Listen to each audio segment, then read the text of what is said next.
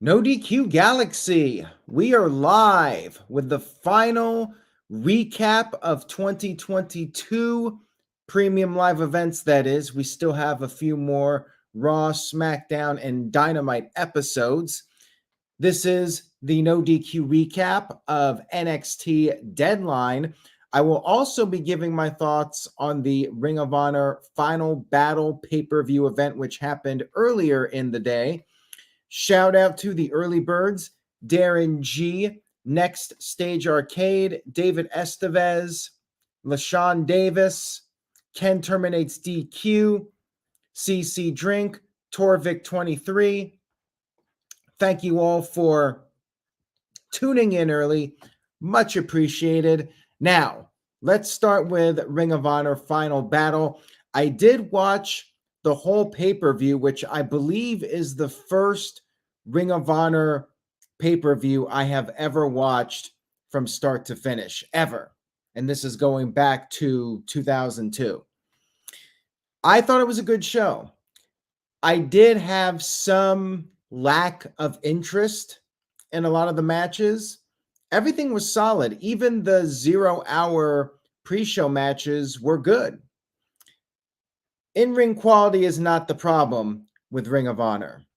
I think overall, overexposure of wrestling, too many shows, and just an overall lack of interest in the storylines and the titles and the characters. I was not fully invested in a lot of what was going on. Like, for instance, Daniel Garcia versus Wheeler Yuta. They're on AEW every week. I know who they are, but I just did not care about that match. I don't care about the pure rules that they have. They have all these different rules, certain things you're not allowed to do. I don't care about it. You have all these titles, and I'm already struggling to care about the AEW titles, and then you have the Ring of Honor titles on top of that. It's just hard to get emotionally invested. LaShawn Davis sent in a $2 super chat. Thank you for that. I appreciate it.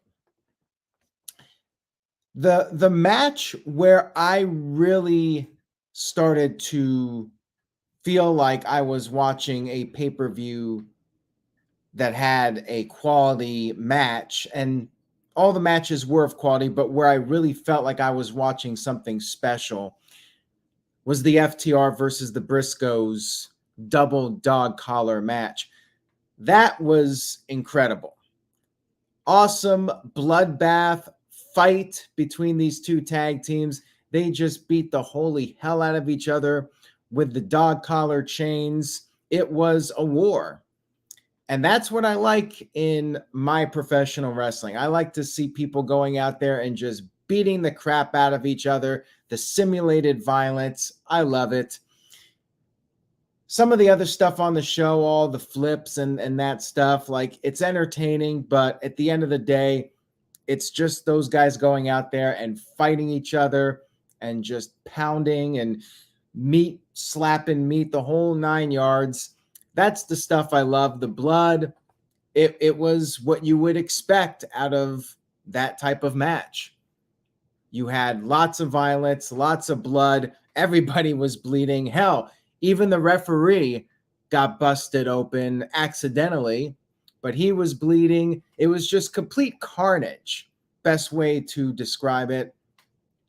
And all four guys are great professional wrestlers. FTR, in my opinion, after watching this match, I think they deserve Tag Team of the Year. For everything they've done in 2022, these guys have really gone above and beyond. The Usos are great, don't get me wrong, but FTR have really delivered over and over again. Just two brilliant professional wrestlers. Awesome match. Absolutely loved it. To me, this stole the show. This was the match. Years from now, people will still remember this match. Everything else was fine. I mean, nothing wrong with it, but a lot of it is just not my cup of tea. The whole handshake deal where everybody shakes hands before and after the match. Like, to hell with the sportsmanship. I want to see people hating on each other. My favorite thing in wrestling history was Steve Austin versus Bret Hart. They despised each other. There was no handshake or any of this crap. Like, it's just not my cup of tea. I know some people like it. It's Ring of Honor's trademark. I'm not into it. LaShawn Davis sent in a $2 super chat, says, the early pay-per-view was okay. NXT was the better show. I think FTR and Briscoes was better than anything on the NXT pay-per-view. Now, NXT had a lot of quality wrestling as well, which we'll get to here in just a few moments. You had Chris Jericho in the main event against Claudio for the Ring of Honor title. And by the way, I felt bad for Samoa Joe and Juice Robinson because they had to follow the FTR match, and there was just no way to do that. They were in a tough spot. Athena also won the Ring of Honor Women's title, which, I mean, again, I'd rather see her going for the AEW Women's title or the TBS title, even though she's a heel now. I just don't care about the Ring of Honor Women's title. So good for her, but I'd like to see her going for the main title in AEW. Jericho versus Claudio was good. It was a fine match. You had outside interference from 2.0, Cool Hand Luke and Daddy Magic, whatever they're called. They tried to interfere, but they got kicked out of the ringside area. And Claudio actually won by submission with the swing, which, somebody correct me if I'm wrong. Maybe it happened a long time ago and I forgot, but I cannot recall the last time that Claudio Cesaro won with the big swing as a submission hold. Like, he did, I think, 33 rotations on Jericho, and Jericho actually tapped out to the swing. So that was really cool. That was a creative finish. I liked that a lot. Claudio's the new champ. Jericho, his reign of terror is over. And now honor has been restored to Ring of Honor. That's the big tagline coming out of this show. Claudio wins, which is fine. I mean, I really don't see him going for the world title. Maybe he will at some point have a match with MJF. Jericho definitely got me more intrigued in Ring of Honor. And now that that's over, I'm not sure if I have any more interest in it. Apparently, Tony Khan said that he's going to tone down the Ring of Honor stuff on AEW television. And I guess Ring of Honor shows will be coming to the Honor Club subscription service, which is $9.99. Will that be enough for Virtue to subscribe? Would that be enough for me to subscribe? Probably not. I think I'm fine just sticking to the shows I can watch for free on TV and then watch the WWE premium live events for $10 on Peacock. All in all, it was a good show, but to me, the match above and beyond, on a level above everything else, was FTR versus the Briscoes, and very high expectations coming off of their previous two matches. Like, those guys just absolutely killed it. Fantastic match. You should definitely go out of your way to watch that one. Now, let's get to NXT, which was the first ever Deadline premium live event. We had two Iron Survivor Challenge matches, a first-time match, basically a combination of the old Scramble match. Remember, Brian Kendrick was the WWE champion because each time somebody got a fall, they were the temporary WWE champion, or whatever it was, the interim champion. I'm not even sure what phrase they used, but yeah, everybody jokes about Brian Kendrick being the champion unofficially for that brief moment in time. So it was a combination of the Scramble and the the King of the Mountain match in AEW where they do the penalty box. So I will say this about both matches before I talk more about what happened. I liked them both. I do like the concept. It moved at a very fast pace, and because there were numerous pinfalls throughout the match, it keeps you invested. You're watching the scoreboard. You want to see how things progress with it. Penalty box, I guess it was fine. I wasn't a big fan of it in TNA when they did it with the King of the Mountain match. Although I felt like the whole reverse ladder match was a bigger issue than the penalty box. I guess if you're refusing to go in the penalty box, you cannot win the match. The referee will not count any of your pin attempts unless you serve your time in the penalty box.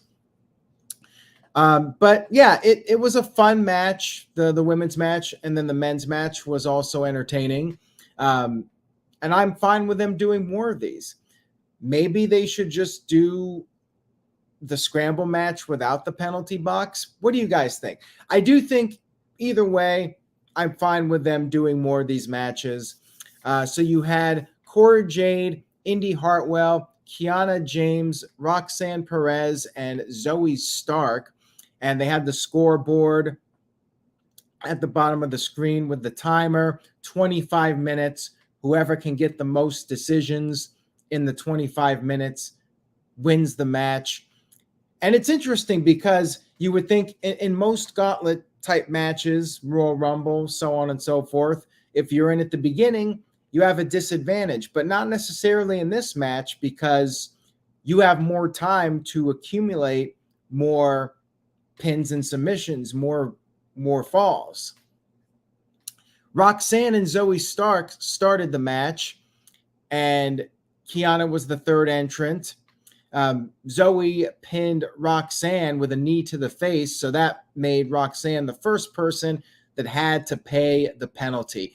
Another idea, I don't know what people think about this, but instead of the penalty box, if you're the one that takes the fall, you lose a point. You could actually have negative points in the match.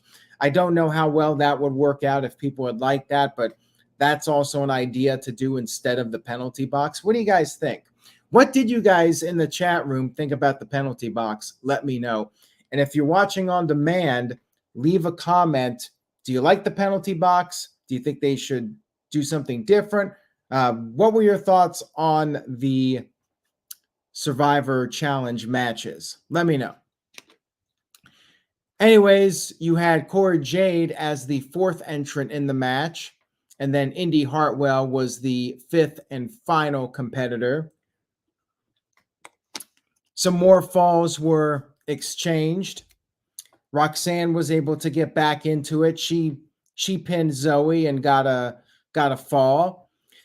Crowd was very much enjoying this. They were chanting NXT. It was funny because there was at one point a single fan that was chanting "Let's go Roxy," and he just kept going. It's like that guy that was chanting Super Dragon at that PWG event from years ago. Zoey Stark got out of the box and hit a springboard dive to the outside onto everybody. And then time was starting to run out. Roxanne pinned Cora Jade, getting some payback on her. And everybody started frantically trying to get another pin. And time finally ran out. Roxanne had the lead, so she was officially declared the winner. And I did pick Roxanne to win this match. Felt like she was the best choice to win it. And good stuff here. D. Martin 5th sent in a $2 super chat. Thank you for that. I appreciate it. Oh, the missus is here. Hi. She was at the WWE Live event in Saginaw, which obviously I'm here and not there. Had to do the job tonight. Not losing a match, but had to watch NXT and cover the show. How was it, by the way? Very good. Scale of 1 to 10, how was it? 9 or 10. I find the house shows always to be better than the televised shows. Okay. What was the main event? Austin Theory and Rollins? Yes. And what did Miz say about Saginaw? A lot. Okay.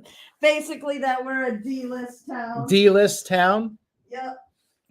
Oh, and shout out to Adam, friend of mine He from was there. Facebook. Met him a few times. He was at the show. I unfortunately did not get to meet up, but maybe next time. Oh, and I forgot to mention this. Building Nexus sent in a $2 super chat. Thank you for that. He says, imagine Booker T if Roxy wins. Well, he did get very emotional. That was the other thing I forgot to mention. When the cameras came back on, like he had a tissue, he was crying. Booker T helped train Roxy. She went to his school, and yeah, he was legitimately emotional. That was really cool. Like that was pretty awesome. And like I said, I felt like Roxanne was the best choice.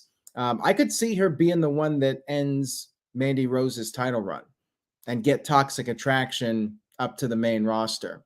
I definitely see that happening in 2023. I think she's the one to do it. So moving on here, we had another women's match back to back. We had Alba Fyre. Everything okay? Okay. See you later. Love you. Love you too. Now I lost my train of thought. Oh, Sorry. Alba Fyre versus Isla Dawn, however you pronounce her name.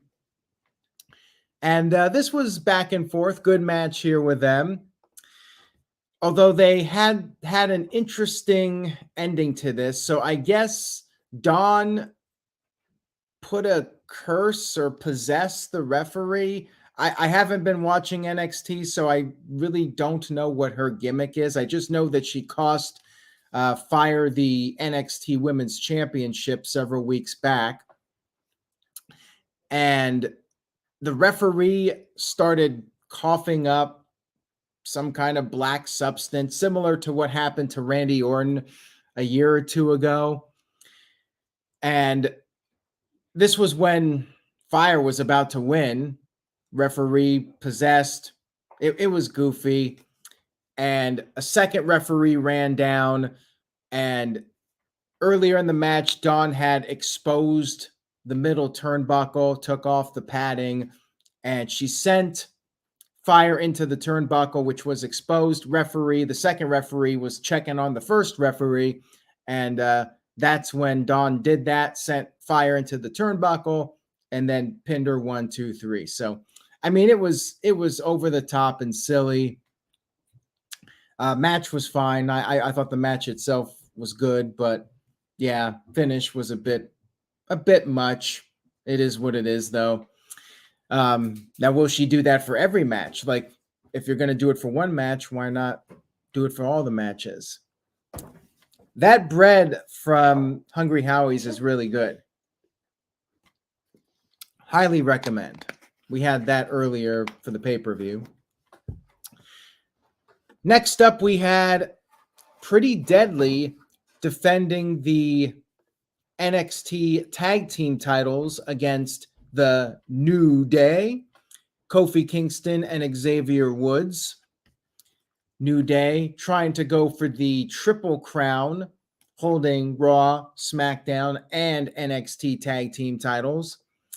Crowd was very much into the New Day, of course, because these guys are big stars. They were like, hey, we want the New Day. And Xavier Woods, the veteran, outmaneuvering Wilson, the dark-haired member of Pretty Deadly. I still hate their attire. They have like the worst ring attire in the wrestling business. Awful. Like, not I want to boo these guys awful, just like I don't take these guys seriously at all and do not want them on my television awful. So anyways, there was also a twerk off between Prince and Kingston. Prince is the blonde hair member of Pretty Deadly. Kofi hit a dive to the outside onto both guys, but then Kofi was sent into the ring post on the outside, and then Pretty Deadly took control for a while. Things started to break down. New Day made a comeback, but then Pretty Deadly attempted to use the Eddie Guerrero tactic of throwing the championship at your opponent and then falling down to the mat to get disqualified. Did not work. New Day, smart baby faces, because they too have watched their Eddie Guerrero clips, and they threw the titles right back at them, and then they fell down, and everybody ended up on the ground. All four guys were down. This was fun. Crowd loved this. They were chanting, "This is awesome." Wilson tried to actually hit Xavier with the title, with the referee distracted. Xavier kicked out, and then Kofi Kingston hit Wilson with the tip, the Trouble in Paradise, on the outside of the ring, and then back in the ring, New Day finished off Prince with the Midnight Hour. Xavier scored the win. New Day, your brand new NXT Tag Team Champions. And I know people mentioned it in the chat room. I believe that Kofi is a 15-time Tag Team Champion. Caleb Jacobs said that he beat Booker T's record 15 times as a Tag Team Champion. Congrats to New Day. Fun match here. Entertaining stuff. I did like the Eddie Guerrero spot. That was a lot of fun. And New Day, they'll be on NXT now, which perhaps is a good thing for them. Little change of pace for them, change of environment. It worked for Finn Balor, and it's been working for Apollo Crews, although I'm still not sure what his gimmick is. More on that in a few moments here. Now we move on to the men's Iron Survivor Challenge. Axiom, not sure how to pronounce his name. Carmelo Hayes, Grayson Waller, DJ McDonald's, I'm not sure how to pronounce his name either. So we're just going to call him JD, not New York, just JD. And Joe Gacy. Thankfully, he appears to be moving away from the cult gimmick. At least that's my impression. He's changed up his gear. He actually has ring gear now with his shirt off, no t-shirt and jeans, which I think is an improvement. I think he looks better now. You know, he's a little bit on the bigger side, but you know what? Not everybody has to have the Finn Balor abs. And I like his look now. I definitely think it's an improvement from how he looked before. So not sure what he's doing as far as the cult gimmick and all that stuff, but look-wise, I think it's an improvement. So anyways, JD and Axiom started the match, and then Carmelo came in. Carmelo doing lots of cool stuff in this match. Carmelo got the first pin, sending Axiom to the penalty box. Then Grayson Waller was the fourth person in the match. And Waller came in and hit a move to both Axiom and JD at the same time and pinned one after the other, which is something I like too, because, you know, in so many standard matches, people kick out of everything. But here, people are getting pinned from some random moves, which I like just because it makes the matches a little less predictable and it just changes things up a little bit. So Axiom and JD ended up fighting in the penalty box. They were in the penalty box at the same time, and Axiom slammed the door on JD's face. And then Axiom started to build up some momentum, got a fall on Waller, and then he got another one on JD, so he had two. And by the end of the match, I think everybody but JD had two falls. And Axiom was back in the penalty box, and he ended up being shut in, so he could not escape the penalty box. So he decided to climb up. There was a hole at the top. He climbed up, and then he jumped off. He did I believe, a moonsault off the top of the penalty box, which was pretty cool. And then back in the ring, Carmelo pinned Waller to get his second point, and JD was desperately trying to get just 1 point, but everybody took him out. Poor guy. And everybody was hitting big moves. Carmelo hit his leg drop move off the top. However, Carmelo's pin was stolen by Grayson Waller. Waller got the third fall with about 30 seconds left in the match, and he was literally running. He was running around the ring trying to avoid everybody, and he was able to stay away, and time ran out, giving Grayson Waller the victory. Fun match here. Like the first Iron match. Very entertaining stuff. And I picked the right guy again for the Iron Survivor Challenge. I should have done double points for predictions. I did not. The one time I don't, I get both matches where there's multiple people in it correctly. Go figure.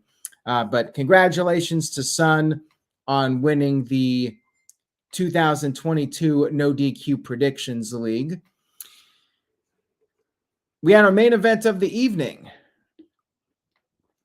Bron Breakker versus Apollo Crews. And I haven't been watching NXT as of late.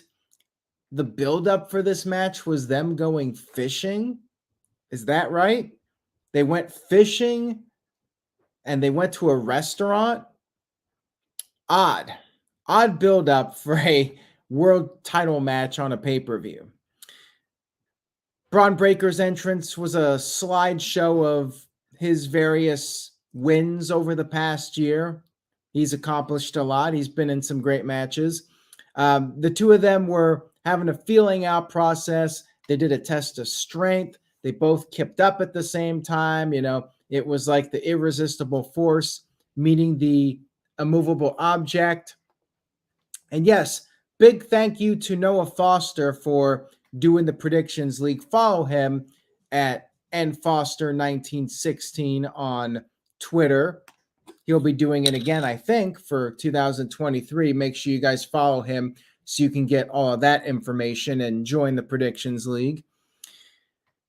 Apollo Crews eventually got the upper hand. Bron Breakker came off the top, and Apollo caught him with a knee to the face. And then we had an odd camera shot where they zoomed in on Apollo. He was like meditating or having a moment. He opened his eyes, and suddenly he was a different, more aggressive Apollo. And he turned up the intensity. He powerbombed Breakker 3 times, but Breakker kicked out. And then Apollo hit a frog splash. Breakker kicked out of that again.